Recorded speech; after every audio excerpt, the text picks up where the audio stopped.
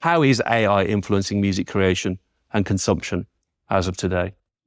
Wow, big question. I think the first thing is we need to break up and demystify what AI means. AI, I think, is a general term that we throw at the wall, but there's generative AI, there's ultimately AGI. That's the thing people are scared of. I think right now we're in our infancy. And so there's a lot of assistive AI tools that dramatically enhance the creative process. And that's the kind of things that are out there now and are useful and helpful. A lot of companies that we know, Lander, Myxt, Audio Design, all of us on this panel, but the bigger guys too are using these sort of assistive AI tools. Disco does a great job using them.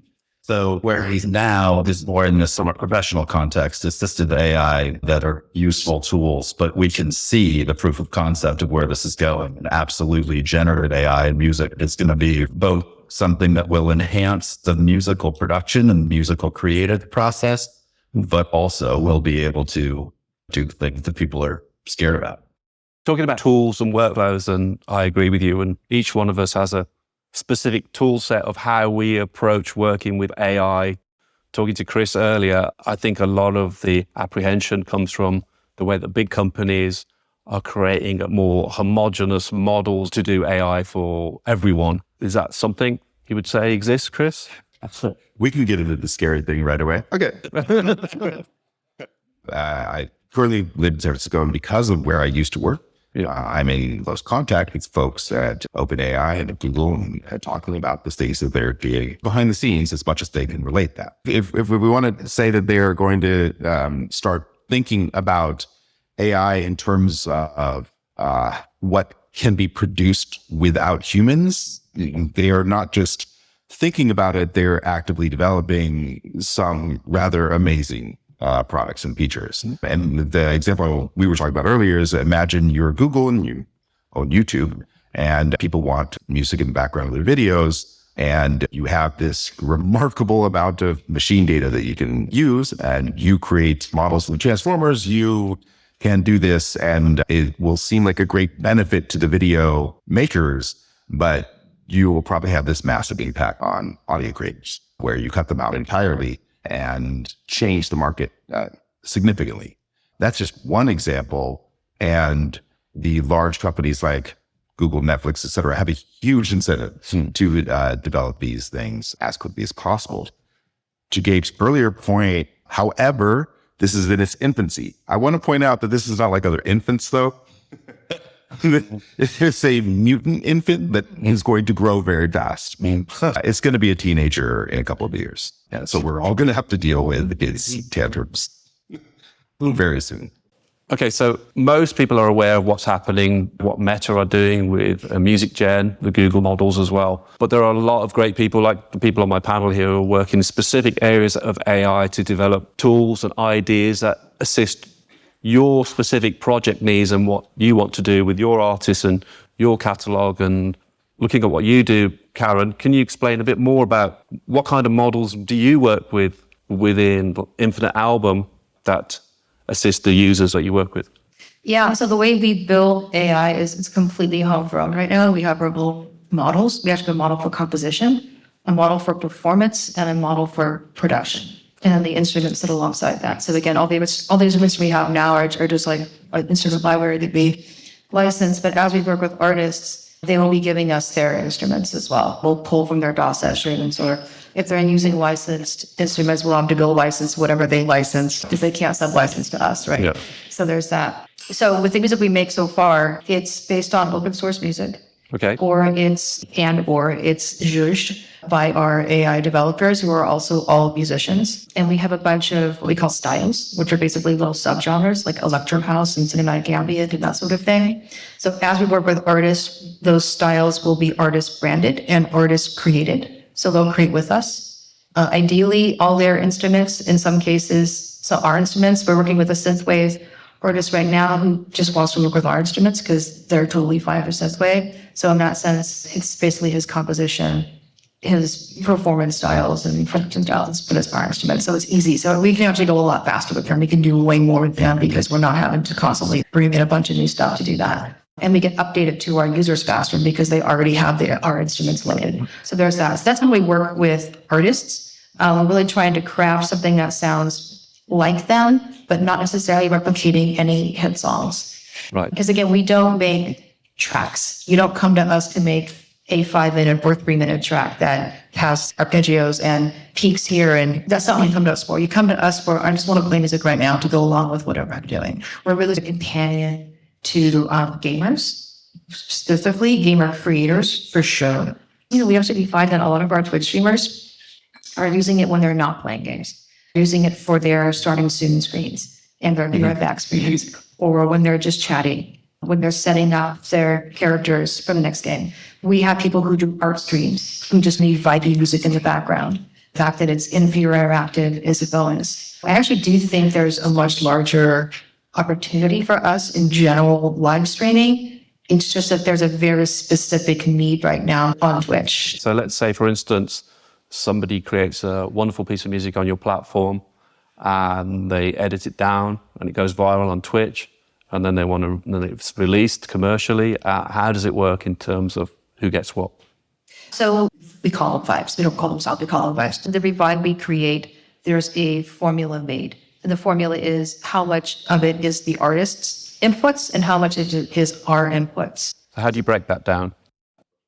It's broken down by when it's created, the style itself has a bunch of presets. Yep. It's this many instruments came from the artist, this many came Yep. from us. This many performance presets came from them, this many came from us. Every time a vibe is created, it is unique. So you choose a vibe style and you choose an emotion with a little emotion wheel. And then if you don't like the way that one sounded, you hit regenerate. So every vibe you create is a new kind of permutation of that style and the emotion and the elements of it. So one vibe could be 30% artist, 70% us, and they hit regenerate. The next one could be 34% and differences. And here's the fun thing. Because we infinitely generate, we don't necessarily record every single minute of every single vibe as it's played, because it's impossible to do that. So we know what we can do is we can bounce out lengths of music based on what that vibe was. And it can be 5 minutes or so. That kind of goes into our database. So we can put that into things and hopefully track that later. But it is a little bit nailing down Jell-O. And I do tell artists and labels this and tell publishers when I talk to them, we can only do as much as we can technically do right now to keep track of this. What that means is that generally this goes out live stream, right? Which is just ether until it goes to the bot. Anybody who's live streaming on Twitch can make what's called a bot as a video on demand, as a recording of the stream. And then they can enable their viewers also to make clips on demand. So something funny happens, you say, press make clip, it jumps back a minute, you have a little editing thing as a viewer, you edit thing, and then you send it out and you share it. So we fully expect our music to populate out to YouTube and Instagram and TikTok. Okay, so you're planning for all of that. Yeah, so we know that's going to happen. We can only track it so much, and that's just the way it is. An interesting question that comes from this is I've been thinking for a long time. Obviously, the big question is about which data models are being trained to create AI and whose music is being used in the process. So when we look at the end result of an AI piece of music, should the split of who gets what be based upon what was in the original training model, or how much of somebody else's work is identifiable in the end result? Do we have any views on that? Parag? Isn't it all just Marvin Gaye anyway? Yeah, I'm no expert on this. I'm not a legal expert. I have been sued, but I claimed fair use as an argument. And you won? Yeah, I just sent them my PhD, basically, and they're like, okay, I guess he's not really serious. So. As a lot of people in this room have catalog, Eddie has a huge catalog of 20,000 songs that you do for lots of movies and TV. How do you see the ethics and the legal side of this panning out? If you want to work with your catalog and use AI, how do you think that's going to work? I actually think it's beautiful. If you look at it from a standpoint of expanding your copyright, I think that the rights will follow. So if someone was a partner with you and used your song, then the songwriter and the rights holder those rights will carry over to the new derivative. So I think it can make your songs or catalog and ideas more robust if you look at it from that standpoint. If you look at it like, oh, it's going to cut us out and all that, then you, hey, it's like you said, it's going to be a teenager in a few years.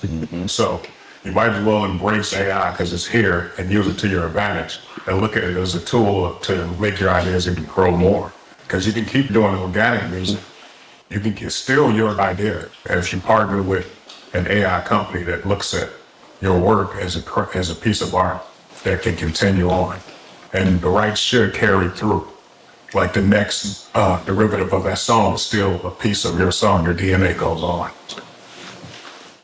So let's say, for instance, you have a song in your catalog, and I'm sure there'd be a lot of user cases here.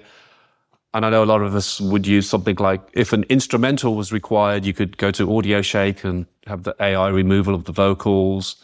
And there might be different agreements in place. For instance, if you have something in your catalog, or if it's remixed, for instance, there's a different split that would exist. What kind of splits should exist if somebody's licensed work has been agreed to be AI'd in some way? Does it depend on the outcome of the AI and how much of the original song is still there? Or what's anybody's thoughts on that? I think the owner still owns it, and he's just licensing it out to the third party, where you're licensing the new, since it was generated from you. It depends on, is there an AI company that wants to use your? I'm just hypothetically, because these are obviously going to be user cases. Sure. Earlier we were talking about if there was a legacy song, and let's say you wanted to take the original vocalist voice and timbre change it into, let's say, Japanese for the Japanese market. Right. How would that work? I would say they're just licensing it. So they'll license it twice. So they already created a new version of that song, but in another style. So that's a derivative. That would depend on your negotiation at this point with that company, like a normal license. If you accept what they give, it could be, it's like a football negotiation. Is the song a hit? Is it just a song that you just have in your catalog to sit around?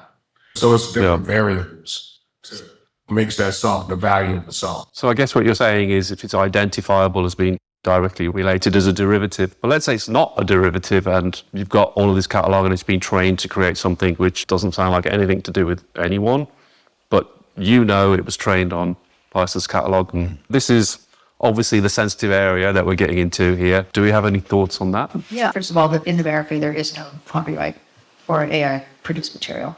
At the moment? At the moment, and I don't know. Hopefully it will, because I make AI music and I can make commercial deals and commercialize it all day long. It's not a problem for us, but I can't defend it once it's out there, right? If we make something new, partially with our synthwave guy and partially with our stuff, if that gets recorded to a VOD and then audio shaped out and streamed and released by someone that we don't even know, I can't defend that because there's no copyright in that, right? That's the problem. And we were part of the copyright office listening sessions. Then we talked about this and said, this is the problem. I know that common thought is it's a machine, machines aren't human, machines can't make things, but there actually is a commercial consequence for us and for our artist partners who definitely want to monetize it and definitely want to defend that, right? It is a big concern for us that there is no copyright in that sense. As far as figuring out who owns the work, with us, we just say that it's dependent upon the ratio of how much in that bud, how much is them and how much is us.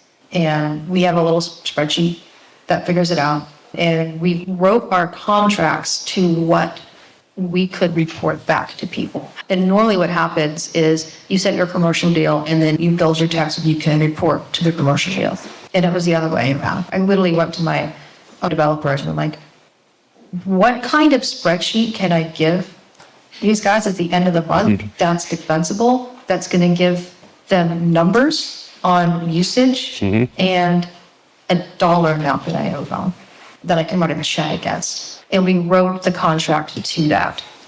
We can figure out how much of them is in the resulting music. We can tell how much that was played, right? And we know what our split is with them. So it's a combination of those three things. So I can get a report.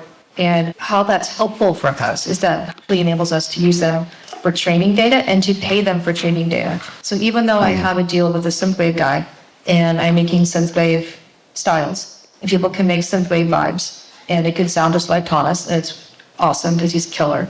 I can also just use his composition rules for other things, for my electric house style. Yeah. And even though he's not mentioned in that, he's still getting paid every time the electric house style gets played because we used him for training data. We really are trying to bring artists along the ride for this. I see what we do as a way to get artists into gaming at scale, which is difficult, by the way, to get into gaming. You have to do a sync license with each one of the games for the most part.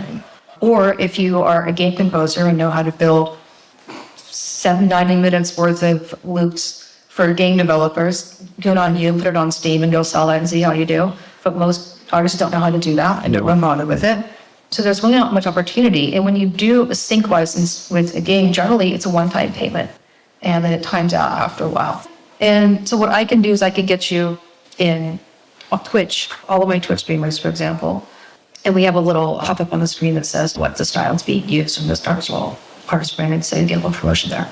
And then again, as we get into virtual goods in games themselves, it's a way to get artists out there at scale in a way that really fits nicely along with what gamers want to do and what game developers are finally ready to do, which is why we pivoted into live streaming. But yeah, now, and it's actually, there's AI generated games now, not just regular game developers using AI generated elements for their games, or fully AI generated games.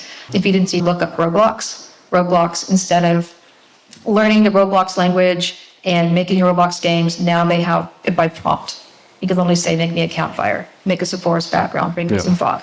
It's all AI that they're doing, and they're not the only ones doing it. There's an ethical approach to way we need to go about doing this, and I know that each one of my panel guests is a musician or involved directly in music, and that's one of the key issues that I personally have found a problem in as a music composer. And my whole interest in AI research is to defend the rights of composers first. That's my first goal, and the conversations that need to happen between AI tech people on this side of the fence and traditional composers on this side. There's a huge gap in between where we need to make those conversations happening between is how is software being developed and how are we addressing the concerns of composers and rights holders.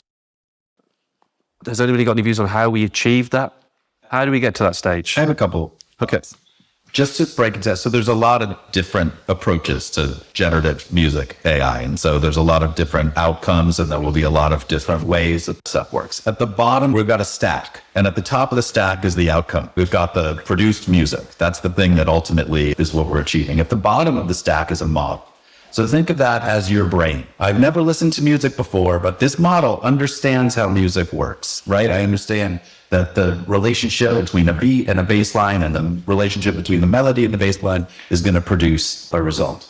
On top of that model, the one that understands the music is the training set. So you've got 20,000 music cues, and they're all tagged, and you've got great metadata. And so you're training the model that understands the music on this data set. The people whose music is in the data set need to get paid when their music is used. So that's one place where things need to get paid. On top of that, you can upload your own music to inspire the outcome of the music. That person then uploads their own music. I upload a melody, and we have a product called SoundGen right now. So you can sing into SoundGen and take that melody, and then you type in 1920s jazz, and it'll take that melody and it'll make a 1920s jazz version. And then you type in like Jay-Z, and it'll make like a Jay-Z thing. By the way, if you type in Jay-Z, that's another person that should get paid, because their name was used, the sound alike, or the actual music was used to inspire the music. And the final thing at the top of the stack is the person who actually typed in the prompt and made the thing to begin with. In my view, every single piece of this giant musical sandwich needs to be paid. Yeah. There's an opportunity here. I know there's a lot of fear about what's going to happen to people's jobs and how we're going to monetize. This is a massive, game-changing opportunity for everybody in this room to make money off of this space. And the other thing, to what you said earlier, it's here, it's coming. There's no getting around it. And there's going to be the bad guys, like the couple of companies that you mentioned, and there's going to be the good guys who are trying to come up with a reasonable platform where the companies themselves can make enough money to sustain themselves and profit, but also I want them to be required to pay everybody down in the stack. Yep. I think there's some very important things you've said there. It's about the documentation of the process. And in some ways that needs to be licensed somehow. I sit on the Ivers Academy Future Sound Experience. One of the conversations that came up last week in our round table discussion was we were playing each other AI pieces we had created, and then the question was, oh, so what was the prompt that you typed in? I can't remember. I can't remember what was written, and you're just so eager to get to the end result. I think when you're typing these prompts into Music Gen or whatever model, it needs to be documented, almost like a license, a traceable trail of what you did. So if it does come to a musicologist or an AI musicologist or whatever, and you have to defend it, there has to be that trail somehow. And it is part of it. When you're a producer in a room with a bunch of musicians, you're using words to convey your thoughts to those musicians to achieve a result. That is a very similar thing to prompting and figuring out how the thing works. And you go on these prompt journeys. Usually the first thing you type doesn't yield the result you're looking for. Right. No. So you get lost in that trail of doing stuff, and then you forget you're just focusing on the end result. And so looking at what Chris does with Myxt, and how you're allowing people to store their data, nest it, reference it, metadata tag it. I mean, Thank you for using the word nested, because I think you've brought up something that the software engineer in me is deeply excited by the conversation you just had, because when we are talking about defining the process and defining derivation and the prompt you just did, the software engineer goes, I create a blog, which is just the results of prompts I've typed in. And then you use the sound results of that to then type in your own prompt. And somebody else uses that sound. Mm-hmm. Right. So when we're talking about this, we get into recursive problems. We're going to find that it is going to be a much more difficult task than we might think of, since we're usually thinking of ourselves, one person sitting in front of a prompt. Now, let's say I automate that process and I have 1,000 different sounds for 10,000 different people doing those kinds of remixes. We don't even have good vocabulary for this yet. Who gets paid? If we don't start as the independent part of the music industry defining derivation, we're going to have a huge problem, because if we don't do that, the larger companies are definitely going to do that. That's how they're going to define copyright. That's how they're going to define licensing. We have a small window, and I think it's the conversation we all need to have, which is, what is derivation in terms of machine-generated audio? And really, to Gabe's point, what is training data? And what is the responsible thing? What do we want to have happen in the relationship for you saying, I want my stuff to be allowed or not allowed to be trained? And we should have that conversation soon. One of the problems we're going to run into, though, are the people who have all of the data. I don't know, because that's sort of a sunken cost, or like it's already a done deal. They have it. And the laws support them right now. Yeah. Right? Fair use. The laws with fair use is you can use it to train. This is what Congress has done multiple things on this. Just piggybacking on the point. Yeah. No, yeah, fair. The laws support them. So if Google decides they want to take all of the YouTube stuff to train something through fair use, they're allowed to to do that. And that's what the big companies are. Well, it's not arguing. decided whether they're allowed. It's assumed they're allowed. It's decided in really Japan. It's decided in Israel. It's not decided here. Yes, but in all of the congressional hearings, when you hear the experts in this space, they're saying, you're right. It's going in that direction, but I mean, it's not. The experts are saying, here's what the law is, and based on the law allows for the training data. They're very dubious about the tech. By the way, I'm rooting for the artists, so I want the artists to win. But I think that the thinking from the experts, at least that I've heard on all of these panels, they're going to lose. We're rooting for the audio artist, not the software artist who develops a model that is very cool, right? Like, I actually don't know who I'm supposed to be rooting for. I'm exactly torn in half here, obviously, because I do think that it is an art to make some models. Yeah, definitely. And that's something we can all be empowered by. We're looking at catalog that Eddie has, and I'm sure you represent your own catalogs out there, looking at how you could possibly train your own catalogs to do different things with permissions and rights and the right ethical approach, that's something amazing. And the power is within your hands to be able to do that and transform. If we look at the way that we work with sync for film and television, you receive a brief, you've already got the prompt. And quite often you would be described a scene and what's happening and this, and you can get the tempo, and you probably even have a reference track that they will give you. And you could even look at putting that into AI to generate some ideas just to kickstart the process. And I believe AI can be used as a tool for what I like to call creative efficiency. Being a musician, having ethics, using this information to generate new ideas, and that will take you off somewhere else. So that's another subject where I'd like to touch on, is how this is tiered. That everybody's going for this mass subscription model of how we can attract TikTokers and creators for AI music and get as many subscribers as possible. But there's a serious use case here for professionals in the music industry to work with AI as an amazing tool set and workflow for projects that they're involved in. That's how I'm beginning to visualize it more and more each day. I want that because, as I mentioned before, I'm a very amateur musician, and AI is going to make me a better one. I have a feeling if I'm sampling my own work and I say, can you just make that? Yeah. I need to sound quite a bit more like Tom Waits. Could you just ravel me a little bit more? I think the future is going to be about how you organize your files, and it's easy to find in terms of you might want to train a specific set of data which is at a certain tempo and a certain key and a certain group of stems, and with Myxt you'll be able to easily find them and do it. Yeah, I want to help do the boring part so that you artists can focus on being creative. Yeah. So I'm happy to be this stuck into that would be in like an office suite, but they actually tailored to an audio creator so they can just go into their thing. The fairy godmother.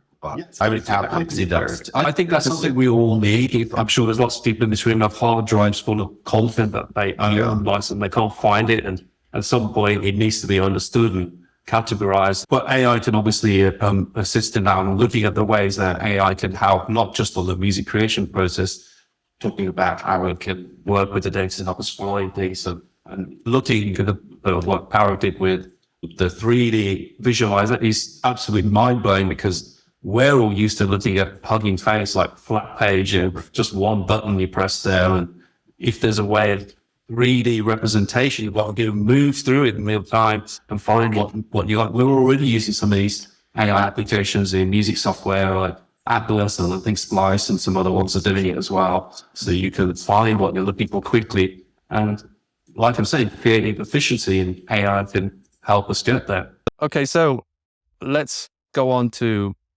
predictions for the future now. This is all moving so fast, and we're all having to update ourselves daily about who's releasing what models. And sometimes it can be quite nerve-wracking if you're investing a lot of time and effort in developing a piece of AI software and then you don't know what next big model is going to come out.